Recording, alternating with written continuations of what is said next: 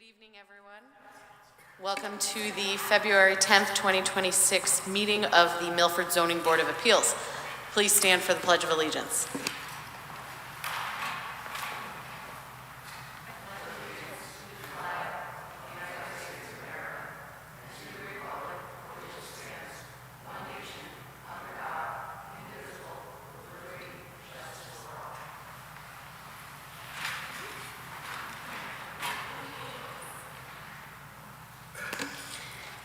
Thank you. Can we have a roll call, please? Mr. Dubois? Here. Mr. Einig? Here. Ms. Hirsch? Here. Mr. King? Here. Mr. Soda? Here. Mr. Wolf? Here. And Chairwoman Ferrante. Here. Okay, everyone's here tonight and no announcements, so we'll move right into our first item. Item number 1, Ms. Hirsch. 631 Orange Avenue, MBP 107/835/7RA. Kira Plout, agent for Central Connecticut Coast YMCA Inc., to vary section 4.1.3 to 20.1 feet height, where 15 feet permitted, to construct solar carport. Plans by Thomas E. Little, dated 8/26/2025.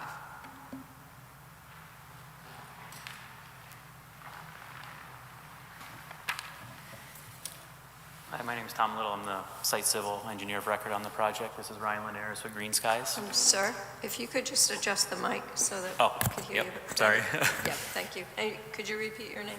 Tom Little. I'm the site civil engineer of record with All Points Technology. Okay. And this is Ryan Linares with Green Skies. So we're seeking a variance on section 4.1.13 to install a solar carport. The accessory structure height limit is 15 feet, and we're looking to go to 20.1 for the carports.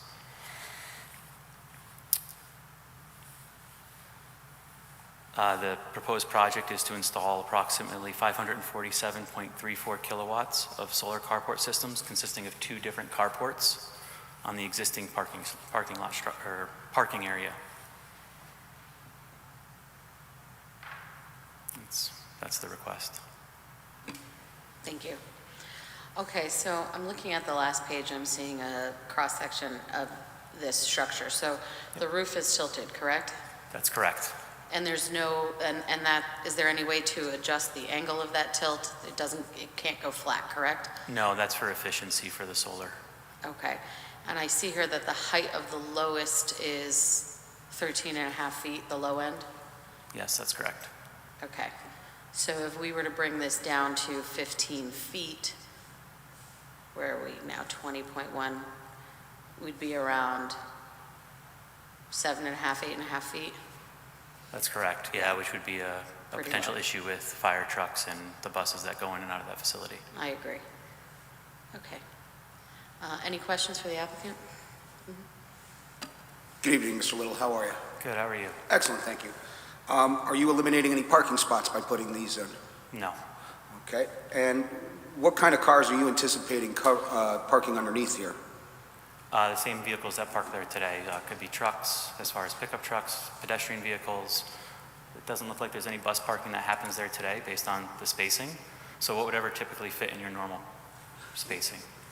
Okay. And now I did some research on solar panel carports, and I saw that the average height, typical height for a carport with solar panels was 8 to 12 feet, and for industrial it was 12 to 16. I can't speak to that. Okay. This is what the design called for, and this is what is needed. But All right. I can look into it and get back to you on that. Any other questions for the applicant? Yeah.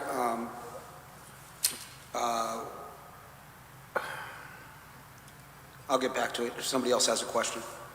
Madam Chair, Sure. the Department of Public Works, City of Milford, no one is going to engage on parking additional vehicles or any, none of that was discussed? Like City of Milford dump trucks or anything that would require the height to be over the 15? No, we based it on the fire department Right, trucks. so that's the swing of the fire truck Correct. coming in that front entrance Correct. for safety. Correct. Understood. Thank you. We can look at alternative vehicles if you need us to. What would you say your hardship is here for us to expand it over the 15-foot limit? That the YMCA is located in a zone that's not, it's a residential zone, but it's located within a, I don't think it should be in that zone, but that's the kind of the hardship. Wouldn't that maybe necessitate you getting a zoning change or speaking to the P&Z board then? As opposed to getting a variance? I mean, we're looking for some kind of land hardship here. I understand. We were directed that this was the process to take from the town. I mean, the fact remains this is a non-conforming use, it's pre-existing non-conforming use, it is a residential zone, so the hardship is it's not a residential lot. So to apply residential regulations, I mean, that's what the gentleman is saying. Yes. It's not a residential lot. But since it's in a residential zone, I mean, does that mean, we're allowing to build a carport that's over 20 feet? Aren't we creating a situation where, how do we stop somebody from building a garage or their own carport that's 20 feet in the same zone? Because the lots are different. Okay. Any other questions for the applicant? Okay. Is there anyone speaking in favor of this application? Is there anyone opposed to this application? Any questions for the applicants? All right, this hearing is closed. Mr. Soto. Thank you. 631 Orange Avenue. I move to approve the request to vary section 4.1.1.3 to 20.1 feet in height, where 15 feet in height is permitted, to construct solar carport, plans by Thomas E. Little, P.E., revised 8/26/25, in accordance with all submitted materials. Second. Thank you. We have a motion to approve and a second. I personally do not see a problem with this application. I think that the height, if we were to drop this down to regulation height, that would put the low end at, as we said, 7.5 or 8.5 feet, which feels very, very low for cars. Well, not just cars, trucks, any vehicles coming into the parking lot, because this is a commercial use. You're getting all sorts of vehicles. There might be a roof rack. It seems excessively low. I do believe that the hardship is that this is in a residential zone, but this is not a residential property. So if we do strict application of the zoning regulations in a residential zone to a non-residential property, you've got these complications. They can't improve the lot in accordance with their commercial application.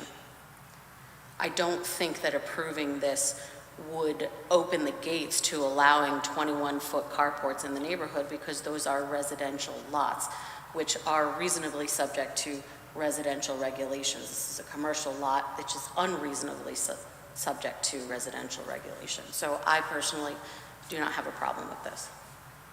I don't have any problem with this at all. I'm okay with it as well, with the entrance to the YMCA going around with an emergency vehicle. I feel it's appropriate to be at that height. If I may to the board, are we concerned about emergency vehicles coming around these, like being able to drive around them? And if it's not a certain height, they won't, will have trouble getting around them? It's got 13.5 feet. They should get right under it. With the 13.5 feet? Oh, yeah. You're saying they need That's the that's, I guess my question is, you think the emergency vehicle would need 13.5 feet? That's most bridge heights. Okay. Also, if you look up at other site plans, I'm sorry, I'm just scrolling through this application, there are uncovered spots. And if an emergency vehicle is coming in, I imagine they're pulling right around up to the building. There are uncovered spots. Right, if we look at the floor plan, as you enter in, if you take a right turn from the entrance, that's tight. Yeah, you're going to want it. There's driveway behind them, and there are places to pull up the vehicle that are uncovered.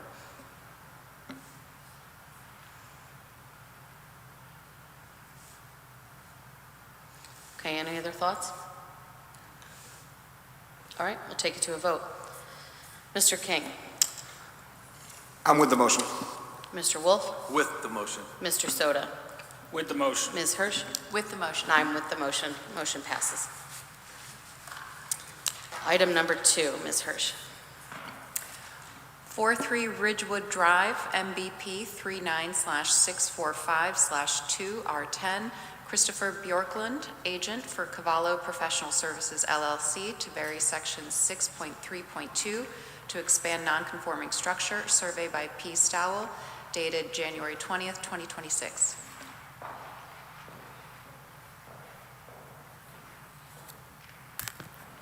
Good evening.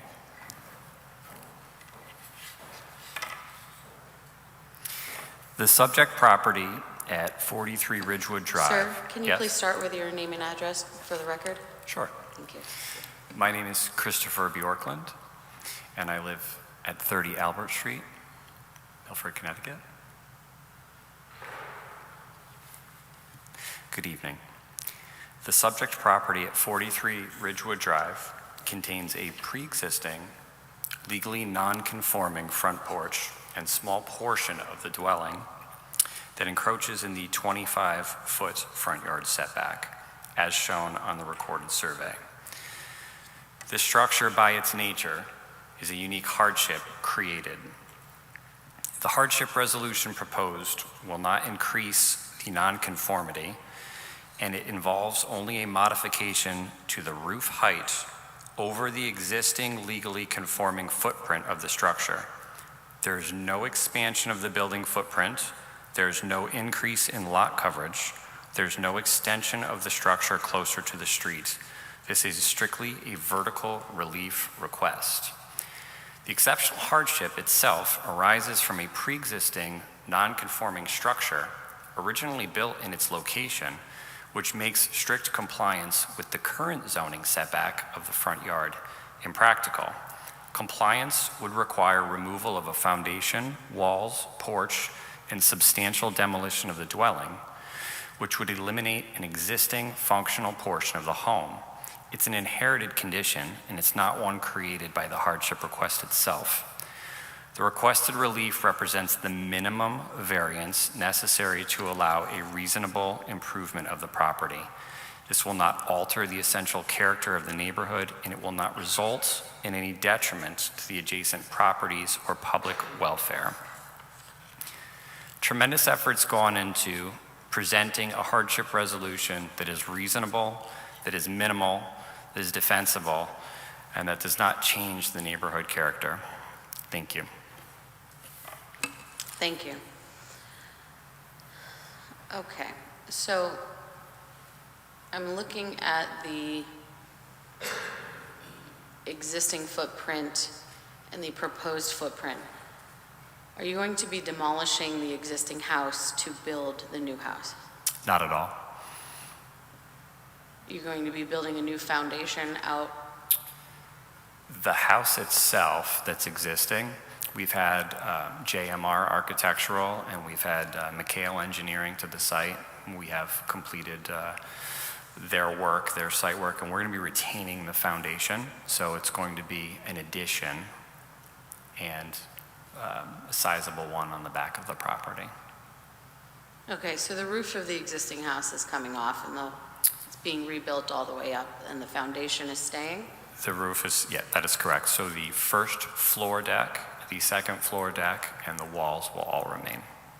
So the proposed structure is much larger all the way around than the existing structure. How is the existing foundation tying into the structural integrity of the proposed structure? Or are you merely leaving the foundation and building a new one around it that's going to carry the whole weight? Correct. There's a new foundation in the back. The existing foundation will represent that front portion of the property. The front portion that's over the setback line or more of it going back? I guess my question is, it seems like the proposed house, I don't see a reasonable addition. It seems like it's going to be demolished and rebuilt, at which point there is opportunity to make the structure zoning compliant. I have a visual aid that perhaps could help. Sure. Okay.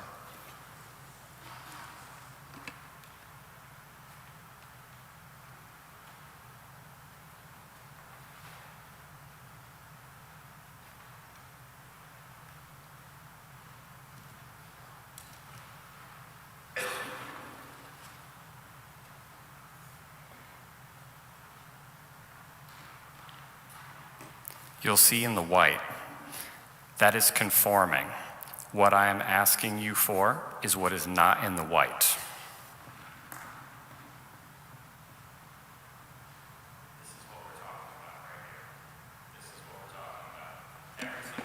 Chris, can you just grab the microphone, please? Does that move?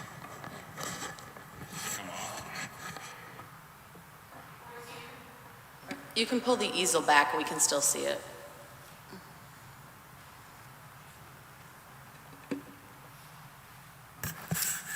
So what we're talking about is what's not covered in white. The existing house structure, I'll show you right now.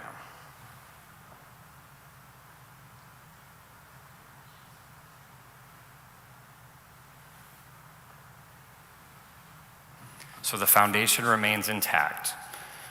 The walls stay intact. All you're doing is adding over the existing porch a covered area, it's an open deck, and a little portion of the roof. Thank you. I would like to offer a slight correction here. The portion of that first floor that is not, that's past the setback line is not conforming. It's pre-existing, but It it's is not pre-existing. conforming. That's correct, pre-existing. But the hardship itself is created from the zoning regulation changing from the time the house was built. And this portion of the house is remaining, and you are building around it? Or it's I'm coming not down? building around it. It's staying intact. I'm not making the house any larger. Not left, not right, not forward. I'm respecting the house that's there, and I'm putting an additional space on the back of the property, all of which is conforming. So the sides and the front of the existing footprint remain the same? Correct. You're just adding on to the back? Correct. So the existing house width is staying the same? Correct.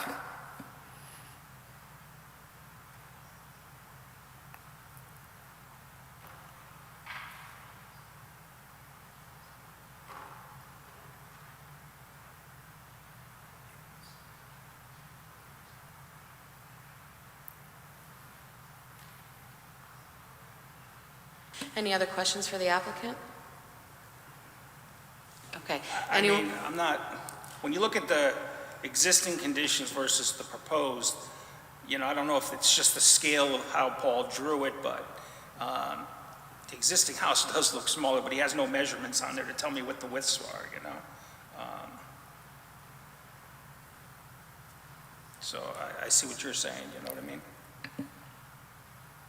Okay. Is there anyone speaking in favor of this application? Is there anyone opposed to this application? Any other questions for the applicant? Madam Chair, just to be clear, Somebody wants to. Sorry, I'm sorry. If someone raised their hand up behind this poster, I cannot see it. I wasn't sure if you were asking any board questions, but I do have. Sure, come on up. So I live next door. Just wait one moment. If you could speak into the microphone, that'd be great. Yeah, and please state your name and address for the record. So my name is Regina Amarone. I live at 1 Yale Avenue. Our properties abut. And I am familiar with the existing structure, and from what I understand from the plans, and you asked all the questions that I wanted to ask, so I know the foundation, and I know he wants to go up, but if he goes back, another foundation would have to be put in, I would think. And so that's where I'm confused, if there's not going to be any change to the foundation, but there's going to be a change to the size of the house. Well, there won't be a change to the foundation that, the portion of the foundation that is in question, the portion of the foundation that exists within the setback. Anything that is outside of the setback is developable. Okay. So I believe that the applicant said he was not going to demolish the house. So I just wanted to confirm that. And then I also wanted to know, and it's probably a question for the board, Once construction is started on a project like this, does the city of Milford have a regulation in place that it has to be completed by a certain date, or no, other than it can go on for 10 years? No, once a permit is pulled, then the applicant can take as long as it takes to build the house. So it could be like a 3-year project? As long as the builder is diligently working towards finishing it. Okay, There is no clock that times out. okay, thank you. Thank you. So I guess I have a question for the applicant, Chris, Regina. So how do you... Ma'am, please speak into the microphone. Do you have a plan for getting heavy machinery back there if needed? Because you know those houses are very, very close together. Ma'am, if you could just address your questions to the board, and then when all questions are asked, we can ask the applicant to Okay. come up and respond. Yeah, so I was curious as to what the plan was to physically get heavy equipment back, because there's really not a lot of room. And I was wondering if there, because I do have a fence and I do have shrubbery on the exact side, and I just don't want anything to inhibit that and to destroy any of that property. Well, any of your personal property or on your property or your property itself shouldn't Okay. be disturbed, and if it is, it would be the responsibility, I would imagine, of the neighbor to manage that. But perhaps the applicant can speak to their plans a little bit, just for Okay. your edification. Okay, so I don't know if you're familiar with the neighborhood, but Yes. the houses are on top of each other, literally. And I have a back patio, and we use it, from April to October. And my concern is that if there's not a limit on the amount of time that he could use to get the house, and it's major work. I Sure. mean, I just feel that my personal time and devotion to my house and my family may be inhibited because of this. It could take 3 years, it could take 10 years. I understand your concerns. People and- run out of money Yeah, to do I these understand your things. concerns, and I'm sure that it's going to be an inconvenience, but every property owner is entitled to develop their property, Yes. and we don't have a timeline. So as Mr. Harris said, as long as the development is diligently moving forward, they can do what they want, just as you can develop your property within regulations as you Who want. determines if the project is going, too slow? I mean, whose opinion is that it's moving diligently? Those are good questions, but they're not variance related. That's a process question that this board doesn't Yeah. get itself involved in. So, yep, he's right. So for those questions, you can go to City Hall and get the answers to those. And, City Hall, because you took the trouble to come here tonight, and I understand your concerns, I will allow Mr. Bjorklund to, briefly respond, but all of these questions are not exactly why we're here tonight. So they will have to be taken up at a different time. With which department in Milford, at the City Hall? Go to the building department. I think there's something in the building code that if you stop building for 6 months, they can pull your That's a permit. long time. Well, I don't know if it's still in the code, but I remember hearing that years ago. So we don't exactly have these answers, and that's not why we're here tonight. So as Mr. Soto said, you can start in the building department, you can go to the planning and zoning office. City Hall, one department or another, they'll let you know where to go. We'll have these answers. But again, that's not why we're here tonight. Thank you. You're welcome. Mr. Bjorklund, do you have any rebuttals? I live in Milford. I work in Milford, and I love this town. My goal every day is to get up and do what I'm passionate about, and that happens to be in the real estate space. I take tremendous amount of pride in the projects we've done. Some of the most beautiful homes you see in Milford are from, the people that I employ. What I can say is I wholly appreciate the construction process. But my goal always is to create a new opportunity for someone to come to this town and enjoy it and experience it the way I have with my wife and my children. And I think, after the meeting, I'd be happy to speak directly to all the neighbors. Usually it starts this way. Everyone's skeptical of me, and then by the time I leave, everyone loves me. That's kind of the story of my life, and I don't think it will be any different here. But again, we build some of the most expensive homes in all of Milford, and all I can say is that we'll respect the neighbors and we'll take care of the neighbors and address their concerns. Absolutely. Thank you. Mr. King? Sir, I just want to make sure I completely understand.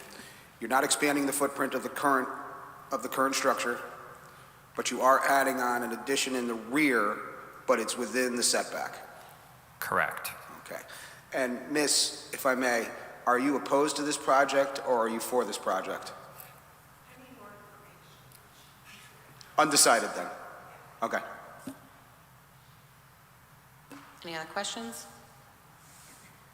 All right, this hearing is closed. Mr. Soto?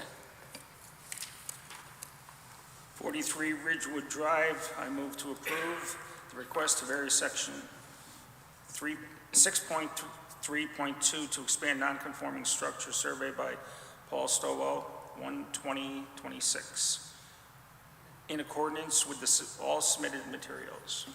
Second. Thank you. We have a motion to approve and a second. What are our thoughts? Yes. Thank you, Madam Chair. I appreciate the applicant's presentation tonight, and specifically the visual aid that was brought into the hearing room, showing the reasonableness of the request given the hardship as noted. And I don't see an issue with it. Okay. I think this is a good project. I think you're improving the look of the house there. You're not exceeding any of the setbacks, and I as well appreciate the visual aid as well, too. Any other thoughts? Just to second what Carmina said, excellent presentation. Thank you, Christopher. Thank you very much. We have the same sight line on the ridge, a slight little doghouse with a bump out on the back within the same footprint. I'm fine with. It's going to be a significant improvement. Friendly neighborhood communication, which is voiced tonight, is important, as always. Thanks. Okay, we'll take it to a vote. Mr. King? With the motion. Mr. Wolf? With the motion. Mr. Soto? With the motion. Ms. Hirsch? With the motion. I'm with the motion. The motion passes. Thank you. Thank you again. Okay, any new business? Any old business? Any updates? Can I have a motion to approve the Can I have a motion to approve the minutes from the January meeting? So moved. Moved. A second? Second? All in favor? Aye. Aye. All opposed? None? Okay. And what do we have for next month? 3 applications? We have 3, possible 4th, so things are getting busier. Okay. All right, anything else? Nope, okay. Motion to adjourn? Motion to adjourn. We have a motion and a second. All in favor? Aye. Aye. Thank you, everyone.